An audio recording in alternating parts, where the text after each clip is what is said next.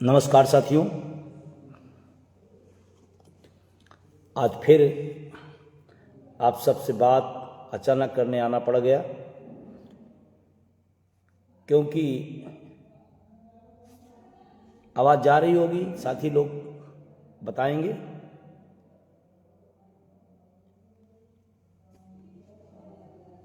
आवाज़ जा रही है?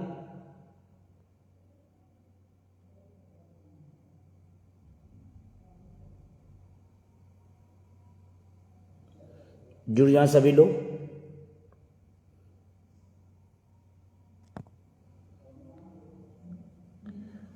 और शेयर कर दें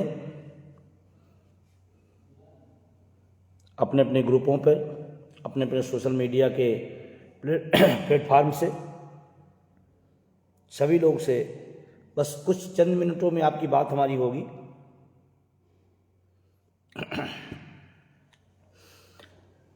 कुछ ज़रूरी था इसलिए आ जाना पड़ा इतनी रात में। अभी हफ्ते भर से मैं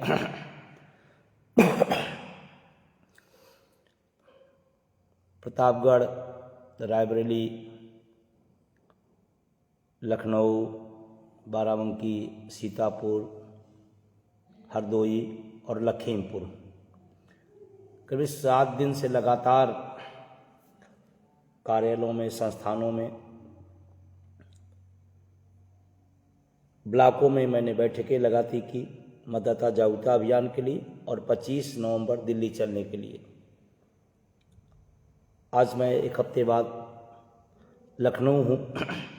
फिर अचानक मुझे याद आया कि 6 तारीख को बिहार में चुनाव है, पहले चरण का, दूसरे चरण का उसके बाद है 11 तारीख को। फिर मुझे लगा कि बात करना ज़रूरी है क्योंकि बहुत सारे साथी इंतज़ार करते रहते हैं। बहुत सारे साथी इस उम्मीद में रहते हैं कि अभी 25 नवंबर को क्या होने जा रहा है। कुछ साथियों ने संशय पैदा किया होगा कि नहीं होगा। पहलगांव की घटना हुई थी 1 मई को। हम लोगों ने देश हित में तमाम बिंदुओं पर विचार करते हुए कैंसिल किया था। 25 नवंबर पूरी तैयारी करें, पूरी ताकत के साथ दिल्ली आएं। तो जो भी साथी जुड़े हैं अपने अपने सोशल मीडिया के साइट से अपने अपने ग्रुपों में इसको शेयर कर दें। बहुत चंद मिनटों में आपसे बात करूंगा। उसके बाद क्योंकि काफ़ी रात हो गई है तो ज़्यादा देर बात नहीं करूंगा, लेकिन कुछ महत्वपूर्ण विषय हैं जैसे बिहार चुनाव, 25 नवंबर दिल्ली चलो, मतदाता जागरूकता अभियान का जो अंतिम मौका है 6 नवंबर तक। इन्हीं 3 विषयों पर थोड़ी थोड़ी बात करना है, ज़्यादा नहीं। ज़्यादा आप समझदार हैं। पहले पत्रों में लिखा जाता था कि मैं क्या लिखूं, आप खुद समझदार हैं। वही भावना आज इस फेसबुक लाइव पर रहेगी। पहला विषय बिहार चुनाव। आज 4 नवंबर है, 6 नवंबर के पहले चरण का वोटिंग होगी। कौन क्या सोचता है, कौन विचार करता है, मुझे नहीं पता है, लेकिन जो राजनीतिक नेता, जो राजनीतिक दल आपकी बात करता है, आप उसके साथ अगर खड़े नहीं होंगे तो कोई क्यों आपकी बात करेगा? पहला सवाल। जो वर्तमान में है वो मना कर रहे हैं, ओल्ड पेंशन नहीं, ओल्ड पेंशन नहीं, ओल्ड पेंशन नहीं। अब उनसे क्या पूछना, उनके बारे में क्या सोचना? जो हमारे मुद्दे पर सीधा मना कर रहे हैं उसके बाद भी हम उनके बारे में सोचें, अब इससे ज़्यादा तो बुद्धिमान आदमी दुनिया में नहीं मिलेगा।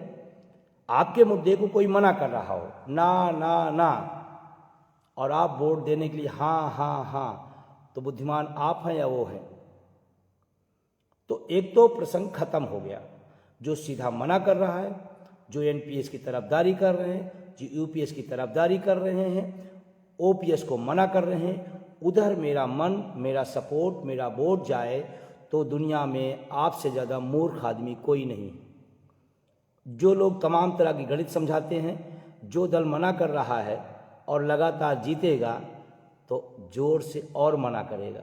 जब हारेगा तो विचार करेगा, हारेगा तो सोचेगा, हारेगा तो महसूस करेगा कि शिक्षक कर्मचारी का एक गहन मुद्दा है, एक महत्वपूर्ण मुद्दा है, और उसका, उसके परिवार, उसके जानने वाले लोगों ने इस पर विरोध जताया है। और विरोध जताने का सबसे अच्छा तरीका है बोर्ड की चोट। जब भीमराव अंबेडकर साहब कहते हैं जब सारे हथियार खत्म हो जाए तो बोर्ड की चोट मारो, सब सही हो जाएगा। तो जो ना भी कर रहे हैं, अगर आपने बोर्ड की चोट दे दी तो वो भी एक दिन हाँ करेंगे।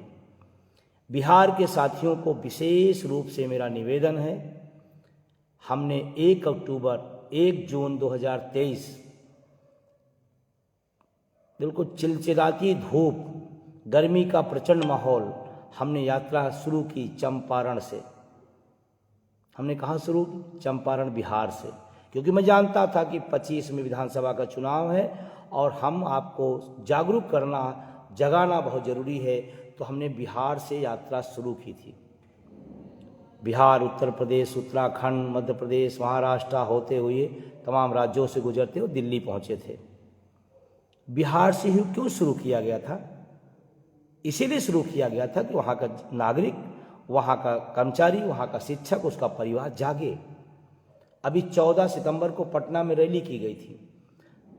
हाँ, ये बात सच है कि संघर्ष के समय NMOPS, उसके सहयोगी साथी, जब सफलता मिल जाती है तो सब अपनी अपनी यश गाथा गाने लगते हैं।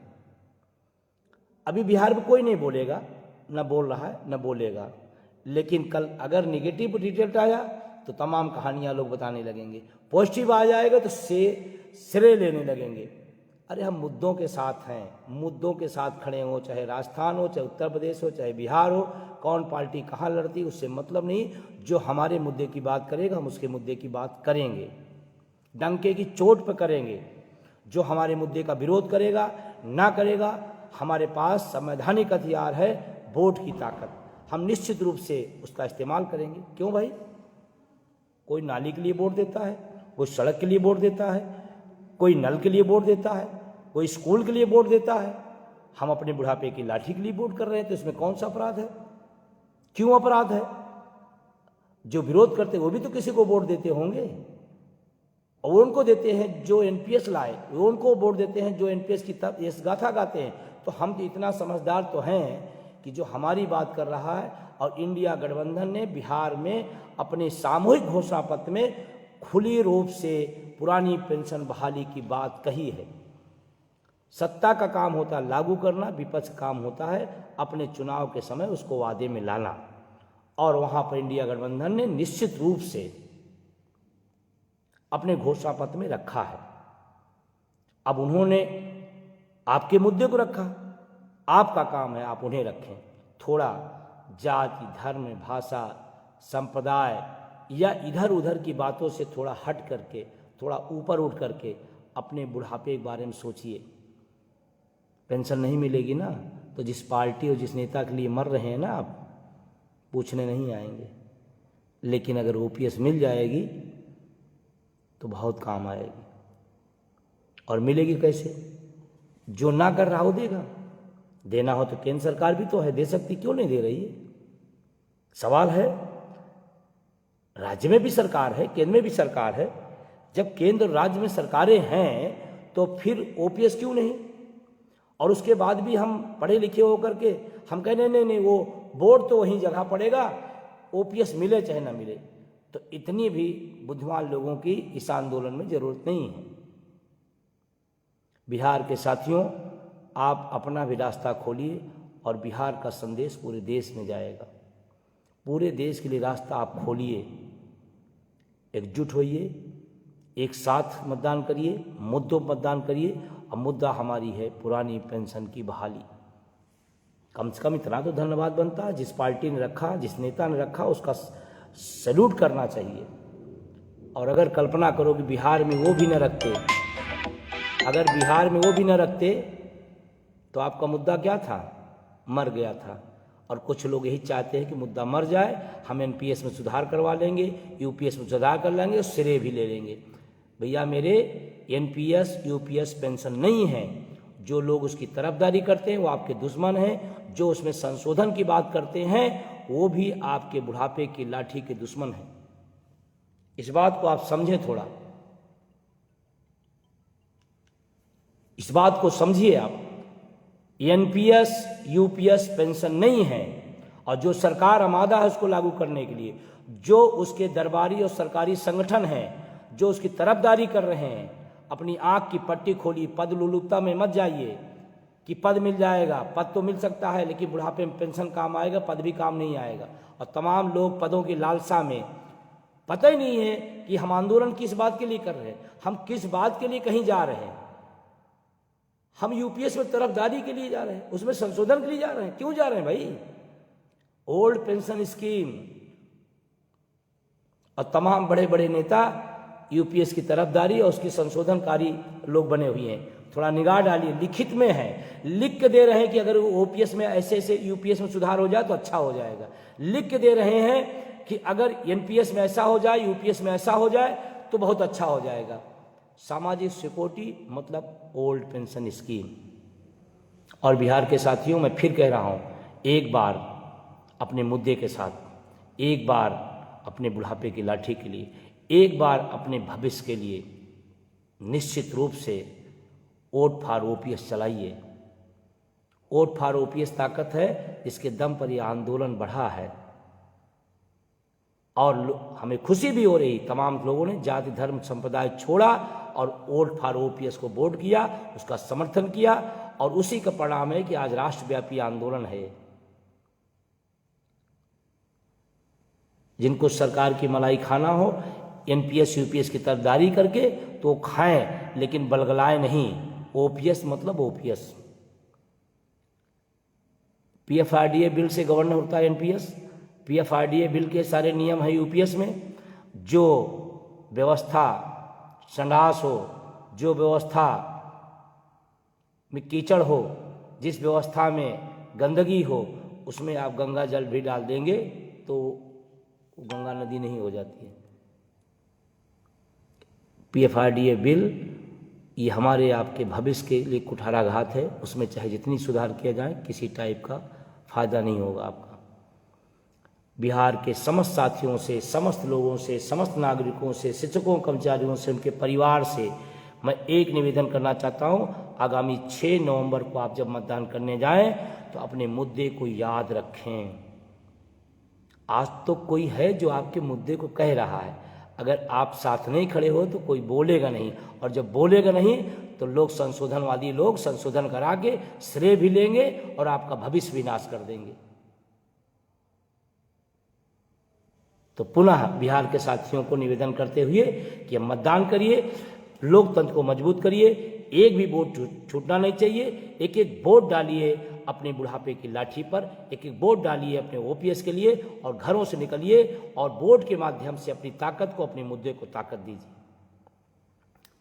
दूसरा, 25 नवंबर एनएमओपीएस, उनके सहयोगी संगठनों का एनएमओपीएस ने फैसला किया है कि 25 नवंबर को दिल्ली चलना है। स्थान को लेकर के जैसे आप सभी को विदित होगा, जानकारी होगी, हम सब ने रामलीला को एनओसी कर लिया, सारी व्यवस्था दिल्ली टीम ने हमारे किया।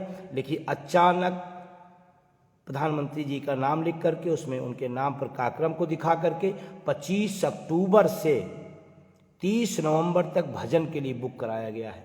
रामलीला 36 दिन भजन। ये भजन है